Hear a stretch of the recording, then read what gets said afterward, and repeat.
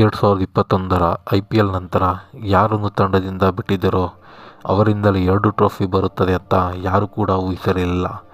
ಅದು ಬೇರೆ ಯಾರೂ ಅಲ್ಲ, ನಮ್ಮ RCBಯ ಹೆಮ್ಮೆಯ ನಾಯಕನಾದ ರಜತ್ ಪಟಿದಾರ್.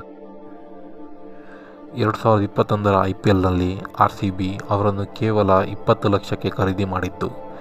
ಅದೇ ವರ್ಷ RCB ಪರ 4 ಪಂದ್ಯ ಆಡಿ ಕೇವಲ 71 ರನ್ ಗಳಿಸಿದ್ದರು. ನಂತರ ಇವರನ್ನು RCBಯು ತನ್ನ ತಂಡದಿಂದ ಕೈಬಿಟ್ಟಿತ್ತು. 2022ರ ಮೆಗಾ ಹರಾಜಿನಲ್ಲಿ ರಜತ್ ಪಟಿದಾರ್ ಅನ್ಸೋಲ್ಡ್ ಆಗಿ ಉಳಿದರು. ಕ್ರಿಕೆಟ್ ಸಾಕು ಅಂದುಕೊಂಡು ಮೇ ತಿಂಗಳಲ್ಲಿ ಮದುವೆಯಾಗಲು ಎಲ್ಲ ತಯಾರಿ ಮಾಡಿಕೊಂಡಿದ್ದರು. ಆದರೆ ವಿಧಿಯ ಆಟ ಬೇರೆಯೇ ಇತ್ತು. RCB ತಂಡದ ಸಿಸೋಡಿಯಾ ಗಾಯಗೊಂಡಾಗ ಅವರ ಜಾಗಕ್ಕೆ ಕೇವಲ 20 ಲಕ್ಷ ರೂಪಾಯಿಗೆ ರಜತ್ ಪಟಿದಾರ್ ಅವರನ್ನು ರಿಪ್ಲೇಸ್ಮೆಂಟ್ ಆಗಿ ಕರೆಸಿಕೊಂಡರು. ನಂತರ ನಡೆದಿದ್ದು ಇತಿಹಾಸ. ಇಂಜುರಿ ರಿಪ್ಲೇಸ್ಮೆಂಟ್ ಆಗಿ ಬಂದ ರಜತ್ ಪಟಿದಾರ್ ಅವರಿಂದ ಅಂಥ ದೊಡ್ಡ ಎಕ್ಸ್ಪೆಕ್ಟೇಷನ್ ಇಟ್ಕೊಂಡಿರಲಿಲ್ಲ RCB. ಆದರೆ ಲಕ್ನೋ ವಿರುದ್ಧ ಪ್ಲೇ ಆಫ್ ಮ್ಯಾಚಲ್ಲಿ 112 ರನ್ ಬಾರಿಸಿ IPL ಪ್ಲೇ ಆಫ್ನಲ್ಲಿ ಸೆಂಚುರಿ ಹೊಡೆದ ಮೊದಲ ಅನ್ಕ್ಯಾಪ್ಡ್ ಪ್ಲೇಯರ್ ಆಗಿ ಹಿಸ್ಟ್ರಿ ಕ್ರಿಯೇಟ್ ಮಾಡಿದರು.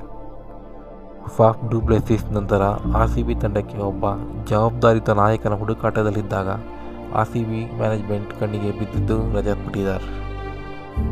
ಕ್ಯಾಪ್ಟನ್ ಆದ ಮೊದಲ ಸೀಸನ್ನಲ್ಲಿ ರಜತ್ ಪಟಿದಾರ್ RCBಗೆ ಕಪ್ ತಂದು ಕೊಟ್ಟಿದ್ದರು.